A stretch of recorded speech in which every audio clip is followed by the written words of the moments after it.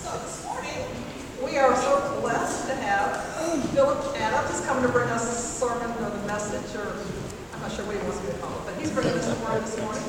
And I don't know about you all, but every time he comes up here and asks for money, he does such a great job doing that. I feel like I need to put extra in every time Philip talks.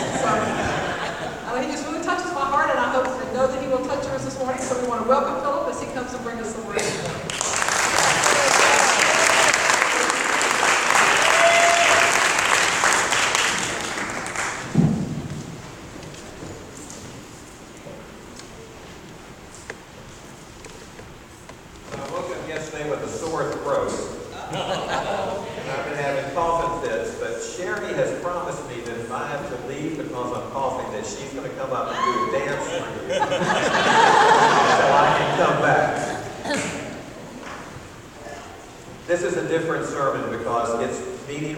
From school.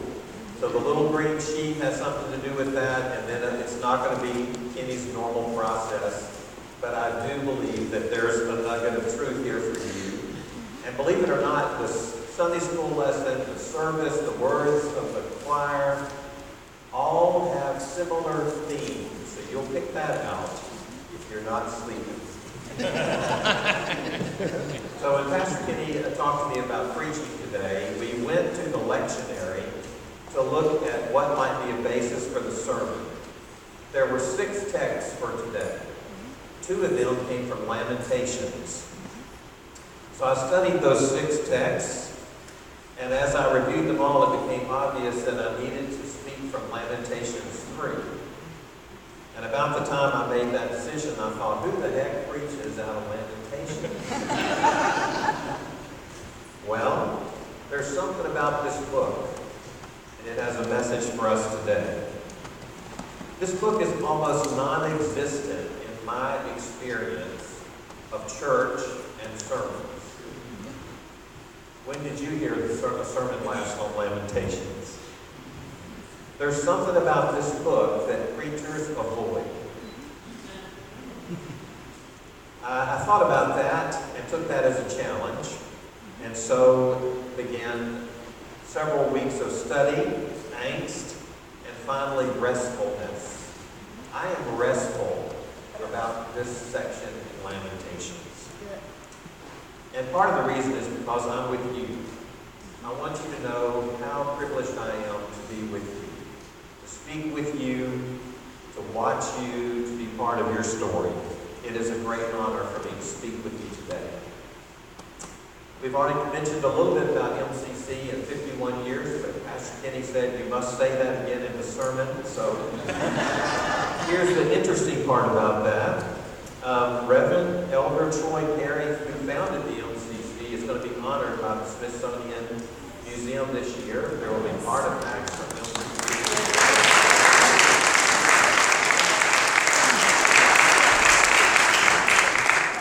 Artifacts, of course, are part of our heritage. So MCC was birthed in a spirit of pain and hope. And that's our inheritance. And that was after I did the sermon title for today. If you look at that little green sheet, you'll see the title is Pain and Hope and Inheritance. I don't know how that happens other than the Spirit of God putting things together. Lamentations is not for the squeamish. The New Interpreter's Bible tells us that it's a book of 5 poems. It's personal and communal pain. It's like clouds blocking the sun. The poems may be a response to national tragedy and traditionally have been linked to the fall of Jerusalem and Judah to the Babylonians in 587 and 586 BCE. In the aftermath of the Babylonian exile, those who remained in Judah were forced to deal with just plain old survival. Their homes, city, temple, religious practice, and political and spiritual leaders had either been destroyed or captured. Many of them were homeless. They felt abandoned by God, and they were unsure why their religion and cultic practices had essentially been rendered powerless and null.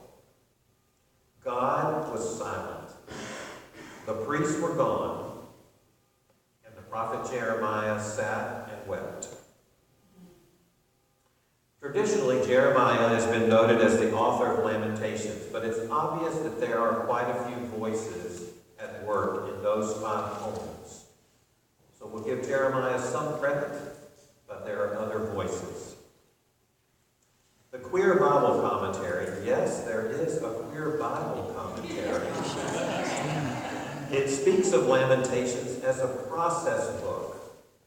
It's a process book where communities and individuals work through trauma, things like child abuse, AIDS, death, and the persistence of heterosexist acts and discourse.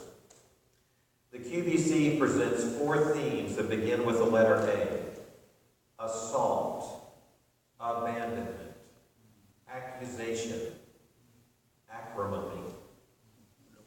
When you and I consider our lives, we can see where those words have had an impact. It's a shared experience, and that's just life. Assault, abandonment, accusation, acrimony. You and I are assaulted by our own vengefulness and the vengefulness of others. We are assaulted by the instability of our political world and the careless vitriol that marks the exchanges of our leaders. Amen. We are assaulted by social conditions that marginalize the lives of innocent people and protect corporations and big business before individuals. We recognize the abandonment themes that characterize our world by just driving down Chamberlain Avenue in Richmond, Virginia. We recognize abandonment by listening to the news. We recognize abandonment by seeing the way insurance companies and municipal services treat individuals unfairly. Accusations are everywhere. They add to the themes of not enough and not one of us. We recognize the hard lines that are being drawn in the United States between classes, religion, and nationality. The us and them mentality thrives with accusations. And that leads us to acrimony. Do you notice that the joy in this house has gone down? Acrimony, it's defined by a host of synonyms: bitterness, rancor, resentment, ill will, bad blood, hostility, animosity, and the list goes on. For 30 years, I have managed townhomes and condominiums. If you want to know what acrimony is, go to a homeowners association. In some cases, go to a church business meeting. These 4 A's can rule and reduce us: assault, abandonment, accusation, acrimony.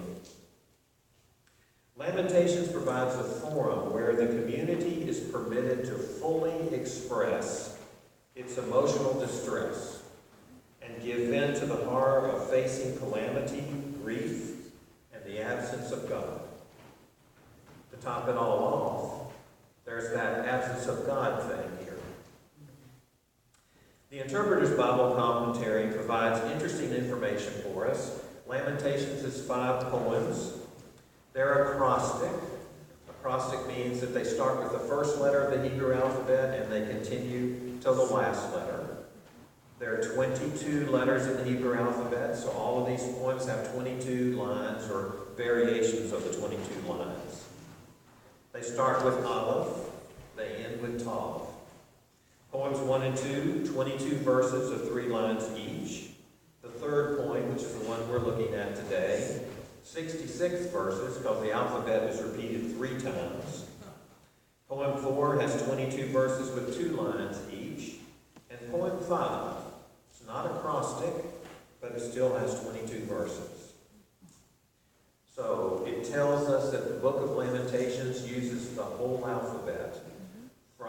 Aleph to Tav, the whole alphabet is used to lament, to complain, to mourn.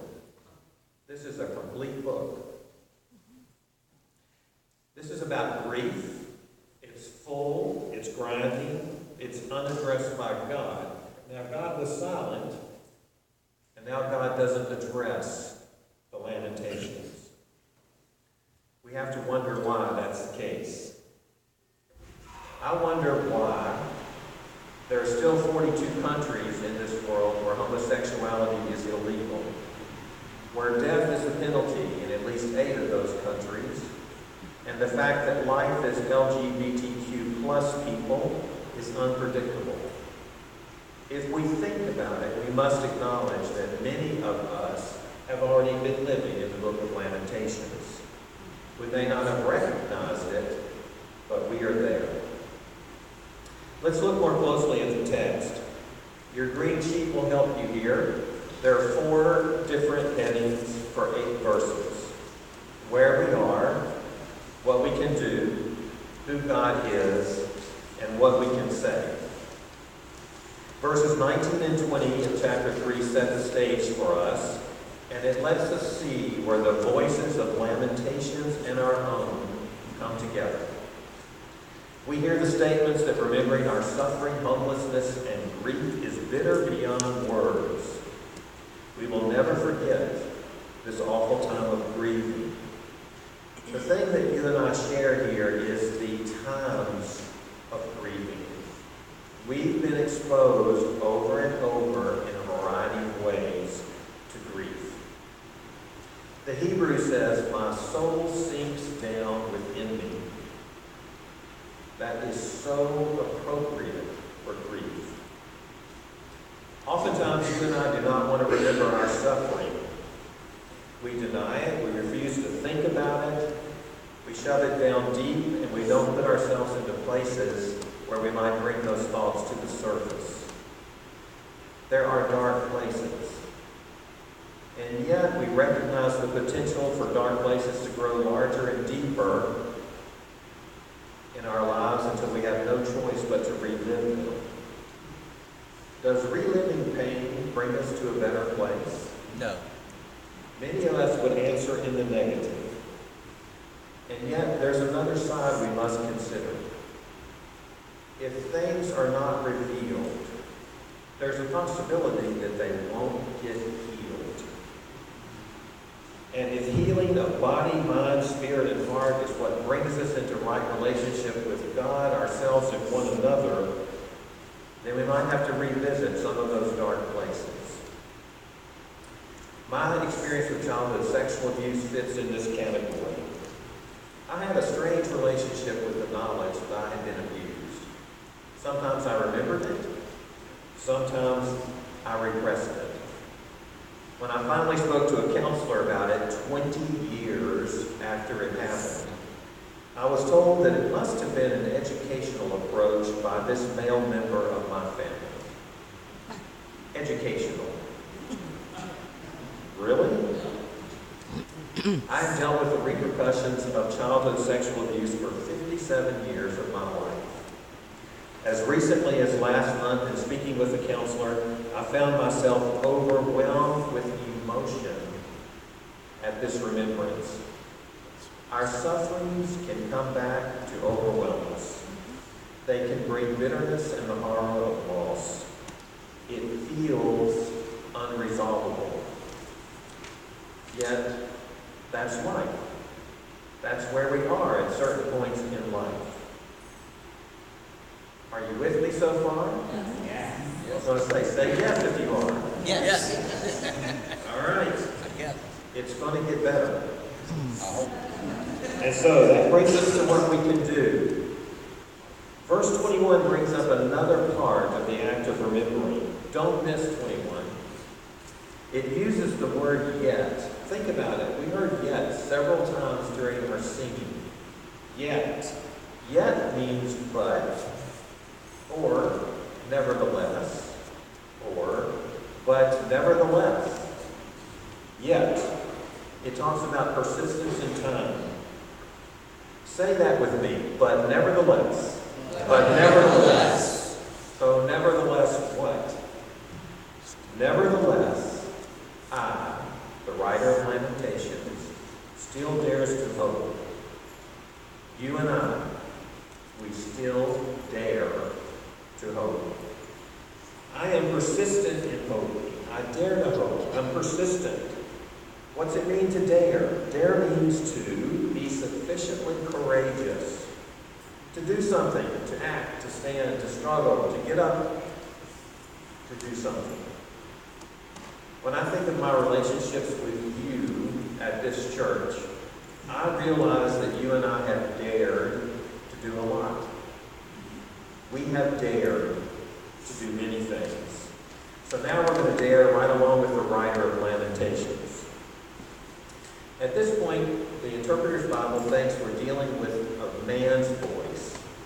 And they think it is a military man who feels an obligation to defend women, children, and non-combatants.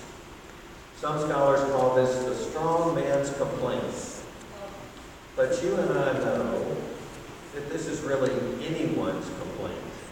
It's not related to gender. It's anyone's complaint. In this case, when we say we dare to hope, we've made a decision.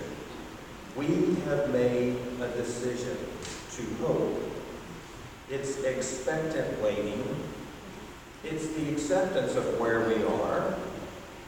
And it's the fact that we believe the future can be different.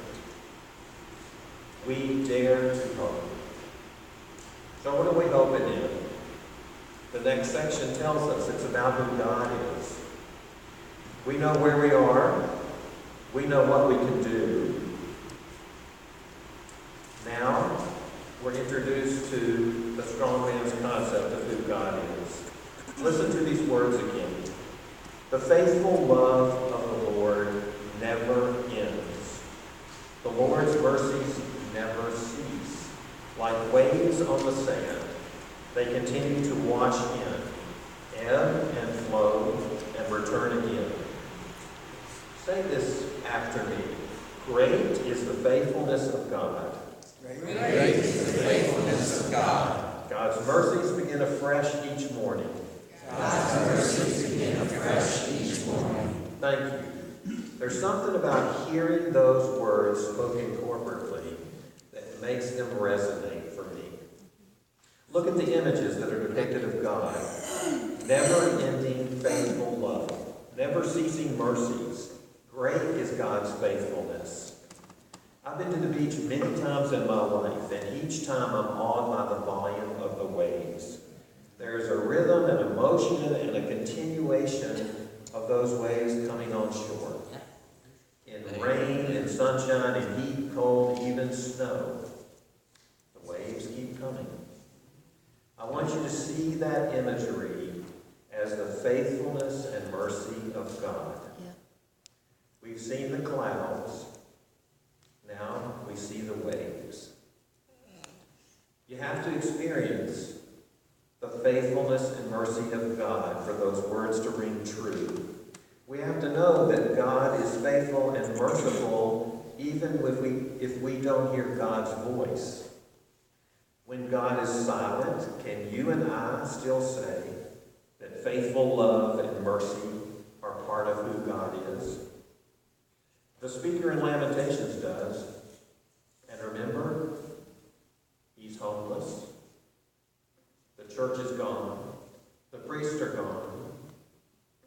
He may be sitting in an ash heap for all we know. And he says, I choose to hope. In 1991, that's a long time ago, some of you probably weren't even born. My wife of 12 years left me, and I had 3 small children to take care of. My twins were 6, and my son was 4. There were financial limitations, and I had to call on family to help me with babysitting and housekeeping and sometimes groceries. But you know, during that time, I developed a fierceness about being a dad that has never gone away. I wanted to spare my children the pain of divorce, and yet I could not change their situation. where we were was where we were. I learned how quickly patience and endurance can fade, and I made a decision that I verbalized to the three of them.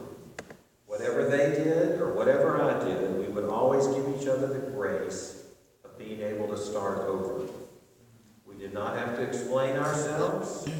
We only had to recognize the need for a new start. Some days we started over quite a few times. The children would remind me as much as I reminded them. You see how Lamentations brings that verse about grace to play here? God's mercies are new every morning. As we move from night to day, there is abundance in the ability to start over every day. You and I can start over. Every day we can find God's love and faithfulness, and we can illustrate that to the people we love. The deep darkness of the night is always broken by dawn. I'm 62 years old. Night has never followed night. Day follows night. Now maybe I have to live to be 82 before that happens, but I don't think so. I think day is going to follow night. I was blessed to have the opportunity to serve my children as a single dad. It was an awesome time in my life. So finally we come to that point, and that is, what can we say about God? Consider the affirmations of your faith. What do you know without a doubt? How do you verbalize your faith? The writer of this portion of Lamentations says to himself, "The Lord is my inheritance. Therefore I will hope in God." The Hebrew word says my portion. So that means my serving, my fair share, my piece of the pie, my inheritance. It is mine. It belongs to me and to you, your inheritance. When home and family and possessions are gone, what is our inheritance? The writer says it's God. You and I inherit many things. We might inherit many things. Possessions, money, houses, cars, a basement full of junk, blue eyes, the way we talk, the way we walk, the way we look like our parents. Our earthly parents and relatives can pass along attributes and possessions to us, but they can't give us what God does, an inheritance into the kingdom and a place in a heavenly community. Amen. What does your heavenly inheritance look like today? At this point, the writer moves beyond that sustaining foundation, our inheritance, to focus on what is good and those tying together. The Lord is good to those who depend on God, to those who search for God. So it is good to wait quietly for salvation from the Lord. I have to ask at this point, what can be good at a time when God is silent and the world seems hopeless? We have to ask that question.